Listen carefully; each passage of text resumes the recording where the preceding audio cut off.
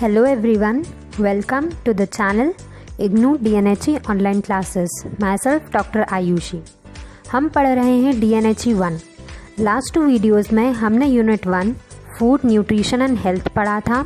आज हम पढ़ते हैं next unit, that is unit 2 the macronutrients part 1 carbohydrates and water. आज के टॉपिक्स हैं introduction, digestion, absorption and utilization of food and overview, carbohydrates, available carbohydrates, non-available carbohydrates, water, and at last we will see questions from this unit. Introduction. Nutrients वो substances हैं जो food में present होते हैं और suitable amounts में हमारी body को उनकी ज़रूरत होती है. There are around 40 essential nutrients और इनको 5 कैटेगरीज में डिवाइड किया है: carbohydrates, fats, proteins, vitamins and minerals. और इन 5 के अलावा water also falls under the category of food. क्योंकि वाटर भी हमें लार्ज क्वांटिटी में चाहिए तो उसे भी मैक्रोन्यूट्रिएंट ही कहते हैं.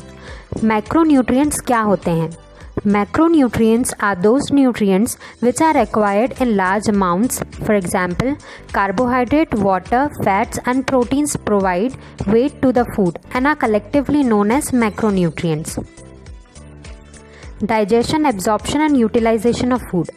डाइजेशन की प्रोसेस में फूड में प्रेजेंट कॉम्प्लेक्स सब्सटेंसेस जैसे carbohydrates, fats, proteins simpler forms में कन्वर्ट कर दिए जाते हैं जिससे उन्हें बॉडी यूज़ कर सके, और दूसरे न्यूट्रिएंट्स जैसे मिनरल्स, विटामिन्स और वाटर बिना किसी चेंज के डायरेक्टली बॉडी में एब्जॉर्ब हो जाते हैं.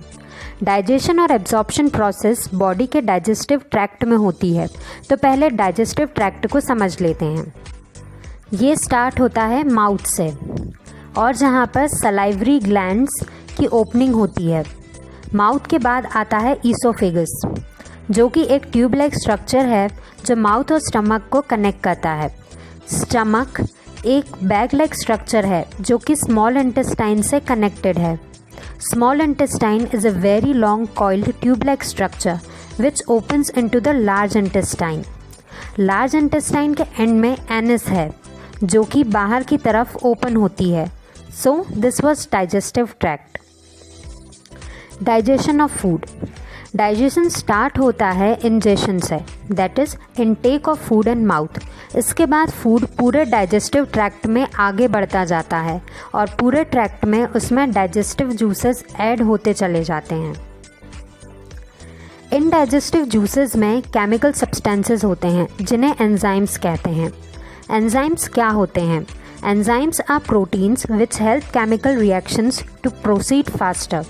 They bring about changes in food substances without themselves undergoing any change.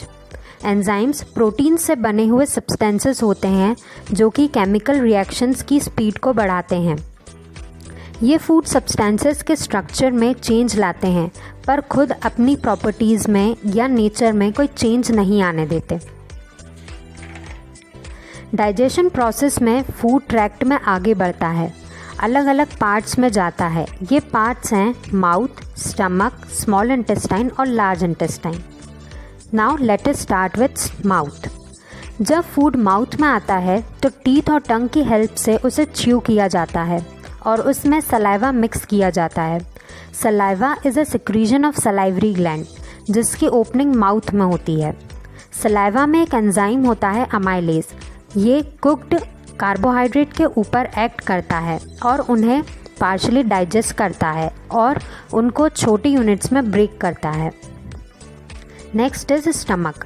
जब ये सलाइवा मिक्स्ड फूड स्टमक में जाता है, एक ट्यूब लाइक स्ट्रक्चर ईसोफेगस के थ्रू जो माउथ और स्टमक को कनेक्ट करता है. स्टमक एक डाइजेस्टिव जूस सिक्रेट करता है जिसे गैस्ट्रिक जूस कहते हैं. वो फूड के साथ मिक्स हो जाता है. गैस्ट्रिक जूस में एंजाइम और वाटर तो होता ही है पर इसमें स्मॉल अमाउंट में हाइड्रोक्लोरिक एसिड भी होता है जो कि गैस्ट्रिक जूस को एसिडिक बनाता है. जब गैस्ट्रिक जूस फूड के साथ मिक्स होता है तो फूड की कंसिस्टेंसी थिन सूप लाइक हो जाती है. गैस्ट्रिक जूस में एक ऐसा एंजाइम होता है जो कि प्रोटीन्स को पार्शली डाइजेस्ट करता है और दूसरे न्यूट्रिएंट्स उनका नेचर चेंज नहीं होने देता है. Small intestine. अब ये पार्शली डाइजेस्टेड फूड स्टमक से स्मॉल इंटेस्टाइन में आता है। Small intestine intestinal juice secrete करती है और साथ ही पैनक्रियास से पैनक्रियाटिक जूस और लिवर से बाइल स्मॉल इंटेस्टाइन में पोर कर दिए जाते हैं। बाइल फैट्स के डाइजेशन और एब्जॉर्प्शन में हेल्प करता है। पैनक्रियाटिक और इंटेस्टाइनल जूस में कुछ ऐसे एंजाइम्स होते हैं जो फैट्स, प्रोटीन्स और कार्बोहाइड्रेट्स को सिंपल सब्सटेंसेस में कन्वर्ट कर देते हैं और ये सिंपल सब्सटेंसेस एब्जॉर्ब होकर फाइनली ब्लड स्ट्रीम में पहुंच जाते हैं। Large intestine. अब फूड का वो पार्ट जो स्मॉल इंटेस्टाइन में एब्जॉर्ब नहीं होता और वाटर, ये सब लार्ज इंटेस्टाइन में आ जाते हैं। यहाँ पर एक्सेस वाटर का रीअब्जॉर्प्शन होता है और बचे हुए वाटर और सॉलिड मैटर को फीसेस में कन्वर्ट करके बॉडी से एलिमिनेट किया जाता है। तो ये था डाइजेशन ऑफ फूड। इसे एक बार और शॉर्ट में रिवाइज कर लेते हैं। सबसे पहले फूड माउथ में च्यू किया जाता है और उसमें सलाइवा मिक्स होता है। सलाइवा में अमाइलेज होता है जो कार्बोहाइड्रेट्स को पार्शली डाइजेस्ट करता है। वहाँ से फूड स्टमक में आता है, उसमें गैस्ट्रिक जूस मिक्स होता है और प्रोटीन्स को पार्शली डाइजेस्ट करता है। इसके बाद ये partially digested food small intestine में आता है। वहाँ इंटेस्टाइनल जूस, पैनक्रियास से पैनक्रियाटिक जूस और लिवर से बाइल फूड में मिक्स होते हैं और फैट्स, प्रोटीन्स और कार्बोहाइड्रेट्स को कम्प्लीटली डाइजेस्ट करते हैं। जो न्यूट्रिएंट्स हैं वह एब्जॉर्ब होकर ब्लड में आ जाते हैं और बाकी का मटेरियल आगे लार्ज इंटेस्टाइन में आ जाता है। यहाँ पर एक्सेस वाटर रीअब्जॉर्ब कर लिया जाता है और बचा हुआ वाटर और सॉलिड मैटर को फीसेस में कन्वर्ट करके बॉडी से एलिमिनेट कर दिया जाता है। अब नेक्स्ट है absorption of food. Absorption small intestine में होता है। डाइजेशन की प्रोसेस में फूड को यूटिलाइजेबल फॉर्म में कन्वर्ट कर दिया जाता है और एब्जॉर्प्शन प्रोसेस से न्यूट्रिएंट्स स्मॉल इंटेस्टाइन से ब्लड स्ट्रीम में चले जाते हैं। So, the process of movement of digested food or nutrients across the intestinal wall to the bloodstream is termed absorption of food. Small intestine की wall में finger like projections होते हैं जिन्हें विलाय कहते हैं और ये विलाय एब्जॉर्प्शन के लिए टोटल सरफेस एरिया को बढ़ा देते हैं। मोस्ट ऑफ द न्यूट्रिएंट्स का एब्जॉर्प्शन स्मॉल इंटेस्टाइन के अपर पार्ट में होता है, पर कुछ न्यूट्रिएंट्स का एब्जॉर्प्शन लोअर पार्ट में भी होता है। एब्जॉर्ब्ड न्यूट्रिएंट्स ब्लड स्ट्रीम के साथ सेल्स तक पहुंच जाते हैं और अपना स्पेसिफिक फंक्शन परफॉर्म करते हैं। Utilisation of food. डाइजेशन और एब्जॉर्प्शन के बाद न्यूट्रिएंट्स में कुछ और केमिकल चेंजेस होते हैं। या तो ये न्यूट्रिएंट्स फर्दर ब्रेक डाउन किए जाते हैं टू रिलीज एनर्जी, या फिर उन्हें मोर कॉम्प्लेक्स सब्सटेंसेस में कन्वर्ट कर दिया जाता है और बॉडी में स्टोर कर लिया जाता है। मेटाबॉलिज्म। मेटाबॉलिज्म सेल्स में होने वाले उन केमिकल रिएक्शंस को कहा जाता है जो कि डाइजेशन के एंड प्रोडक्ट्स के एब्जॉर्प्शन के बाद होती है। ये दो टाइप्स की होती है, एनाबॉलिज्म एंड कैटाबॉलिज्म। एनाबॉलिज्म वो केमिकल रिएक्शंस जिसमें simple substances are used for manufacturing of more complex once.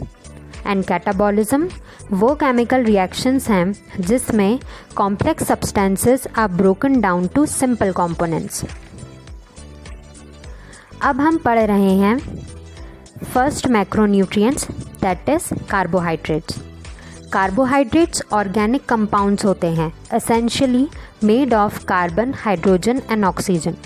Carbohydrates plant food में मिलता है। ये 3 तरह के कंपाउंड्स में प्रेजेंट होता है, sugars, starches and fibers. These are made up of some basic simple units. One of them is glucose and others are fructose and galactose.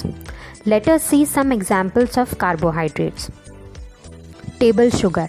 ये मिलकर बना है 1 यूनिट ग्लूकोज से और 1 यूनिट फ्रुक्टोज से। Next is starch. ये बहुत सारी ग्लूकोज की यूनिट से मिलकर बना है। इसके एग्जाम्पल्स हैं राइस, वीट, मेज। Next one is fibre. ये बहुत सारी ग्लूकोज की यूनिट से मिलकर बना है। इसका एग्जाम्पल है सेल्यूलोज। इन सभी कार्बोहाइड्रेट्स को 2 कैटेगरीज में डिवाइड कर सकते हैं। Available carbohydrates and non available carbohydrates. Carbohydrates जैसे शुगर और स्टार्च डाइजेस्टिव ट्रैक्ट में डाइजेस्ट हो जाते हैं और बॉडी अपनी फंक्शनिंग में इन्हें यूज़ कर लेती है, तो इन्हें कहते हैं अवेलेबल कार्बोहाइड्रेट्स। और दूसरी कैटेगरी में आते हैं सेल्यूलोज, जिसे ह्यूमन डाइजेस्टिव ट्रैक्ट में डाइजेस्ट नहीं किया जा सकता। इन्हें नॉन अवेलेबल कार्बोहाइड्रेट्स या फाइबर्स कहते हैं। अवेलेबल कार्बोहाइड्रेट्स, शुगर्स और स्टार्च इस कैटेगरी में आते हैं। अब आगे कार्बोहाइड्रेट टर्म जब भी यूज़ करेंगे तो वो अवेलेबल कार्बोहाइड्रेट्स के लिए होगा, और जब भी फाइबर टर्म यूज़ करेंगे तो वो नॉन अवेलेबल कार्बोहाइड्रेट्स के लिए होगा।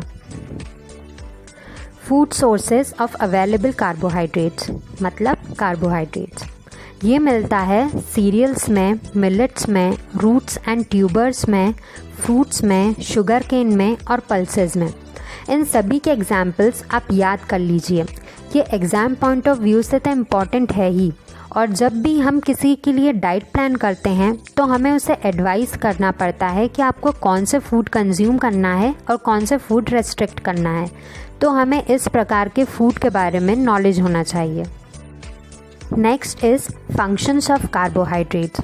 याद कीजिए, जब हमने फूड के फंक्शंस पढ़े थे तो हमने एक फंक्शन देखा था फिजियोलॉजिकल फंक्शन, उसमें था एनर्जी गिविंग फंक्शन।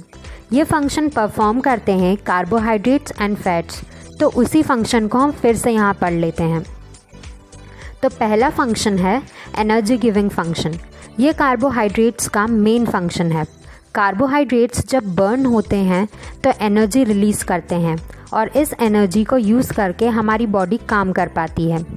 1 ग्राम carbohydrate approximately 4 kilo calories energy provide करता है। कार्बोहाइड्रेट के सोर्सेज हैं गेहूँ, चावल इत्यादि। यदि इनका प्राइस हम देखेंगे तो हमें पता चलेगा कि बहुत सस्ते हैं as compare to other food stuffs. तो कार्बोहाइड्रेट्स को हम चीपेस्ट सोर्स ऑफ एनर्जी कह सकते हैं, और कार्बोहाइड्रेट्स हमें 60 to 70% of total calories provide करते हैं। नेक्स्ट है प्रोटीन स्पेयरिंग एक्शन। जैसे हम जानते हैं कि एनर्जी प्रोवाइड करने का मेन फंक्शन कार्बोहाइड्रेट्स का है। यदि हम डाइट में कार्बोहाइड्रेट कम लेते हैं तो बॉडी को एनर्जी प्रोवाइड करने के लिए प्रोटीन्स का ब्रेकडाउन स्टार्ट हो जाता है। अगर कार्बोहाइड्रेट सफिशिएंट अमाउंट्स में कंज्यूम करते हैं तो बॉडी को एनर्जी के लिए प्रोटीन्स की ज़रूरत नहीं पड़ेगी, तो इसे कहते हैं कार्बोहाइड्रेट्स का protein sparing action.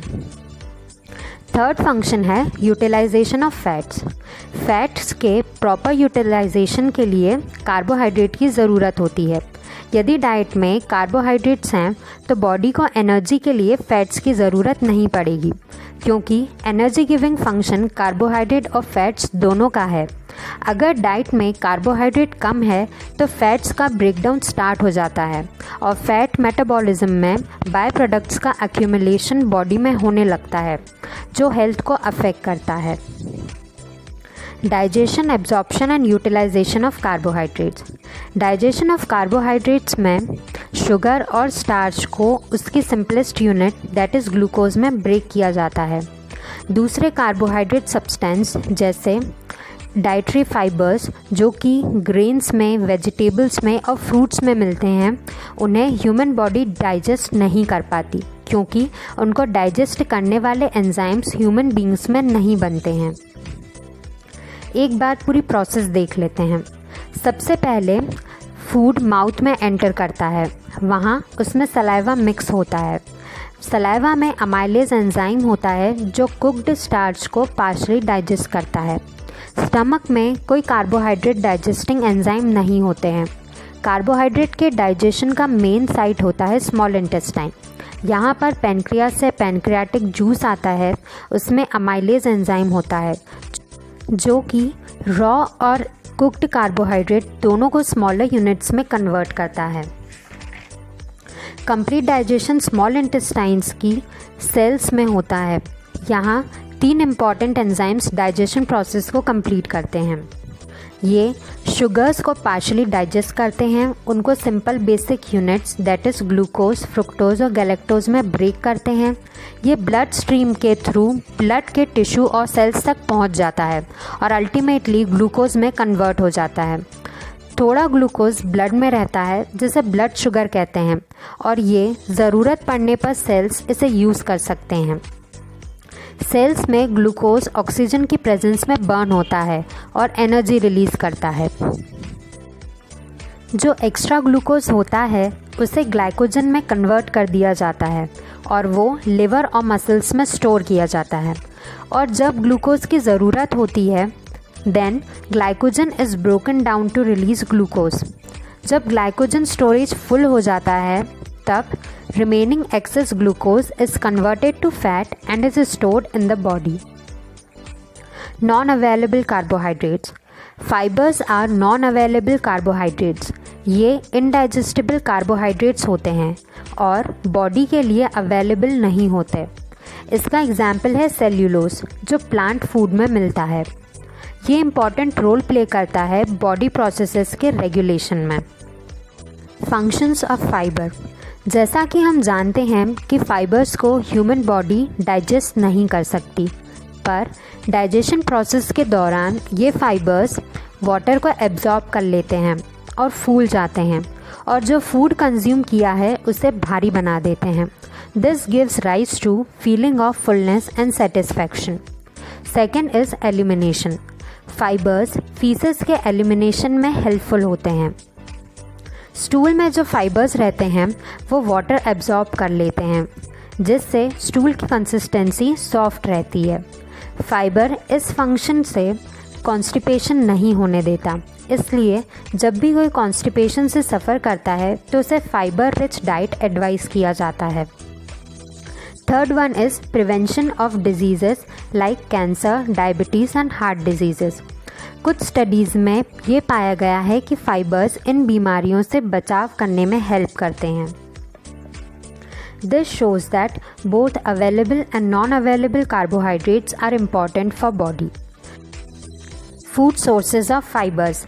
Fibres mostly मिलते हैं सीरियल्स और पल्सेस की आउटर कवरिंग में, कुछ वेजिटेबल्स और फ्रूट्स की स्किन और सीड्स में। इसके एग्जाम्पल्स आप स्क्रीन पर देख सकते हैं। एनिमल फूड्स जैसे कि मिल्क, मीट, फिश और पोल्ट्री में फाइबर्स नहीं होते हैं। So this was all about carbohydrates. Next is water, another macronutrient. हम सब जानते हैं कि वाटर लाइफ के लिए ज़रूरी है। बिना फूड के हम कई वीक्स निकाल सकते हैं, पर बिना पानी के हम नहीं रह सकते। वाटर एक मैक्रोन्यूट्रिएंट है। ये 2 एलिमेंट्स से मिलकर बना होता है, that is 2 atoms of hydrogen and 1 atom of oxygen. Water is an inorganic compound क्योंकि इसमें कार्बन नहीं होता है, पर इसमें सोडियम और पोटेशियम न्यूट्रिएंट्स दोनों होते हैं जो मिनरल कैटेगरी को बिलोंग करते हैं। Functions of water. Water body का एक मेजर कंपोनेंट है। अडल्ट्स में 60% बॉडी वेट वाटर होता है और इन्फेंट्स में 75%। Water is medium of all body fluids जैसे blood, saliva, digestive juices, urine, faeces and sweat. Water important role play करता है in body temperature regulation. Water is a universal solvent. ये कई तरह के सब्सटेंसेस को अपने में डिज़ोल्व कर लेता है, जैसे कि डाइजेशन के प्रोडक्ट्स को, और फिर ब्लड उन्हें बॉडी के अलग अलग पार्ट्स तक ले जाता है। इसी तरह बॉडी से वेस्ट को रिमूव कर दिया जाता है। वाटर सेल्स को मॉइस्ट रखने का काम करता है, that is it acts as a lubricant. Joints को लुब्रिकेट करता है, फूड के पैसेज को स्मूथ बनाता है। डाइजेशन प्रोसेस में वाटर में कोई चेंज नहीं आता, वो डायरेक्टली एब्जॉर्ब कर लिया जाता है। Next are sources of water. Ingestion of water in form of liquids, for example, drinking water, tea, coffee, fruit juices and other drinks. Ingestion in form of solid foods. Water her food stuff में present होता है, hidden या invisible form में। Water formed in the body from the metabolism of nutrients. Body में metabolic processes के दौरान water formation होता है। जो पानी हम कंज्यूम करते हैं वो साफ़ और जर्म फ्री होना चाहिए, अदरवाइज़ वाटर बॉर्न डिजीज़ेस हो जाती हैं। वाटर बैलेंस क्या है?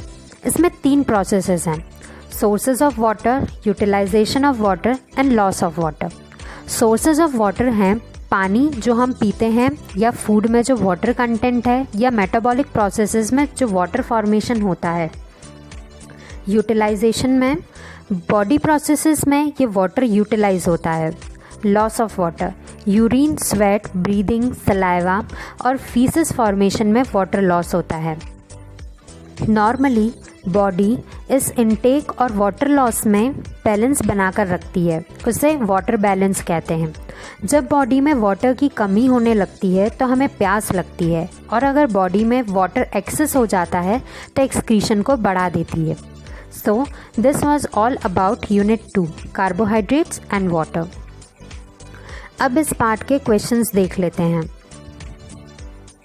इस स्लाइड में मैक्रोन्यूट्रिएंट्स और कार्बोहाइड्रेट के क्वेश्चन हैं। नेक्स्ट स्लाइड में नॉन अवेलेबल कार्बोहाइड्रेट्स और वाटर पर क्वेश्चंस हैं। नेक्स्ट वीडियो में यूनिट 3 पढ़ेंगे। आपको टेलीग्राम और व्हाट्सएप ग्रुप का लिंक डिस्क्रिप्शन में मिल जाएगा। अगर आपको इस यूनिट में या फर्स्ट यूनिट में कोई डाउट हो तो आप ग्रुप में पूछ सकते हैं।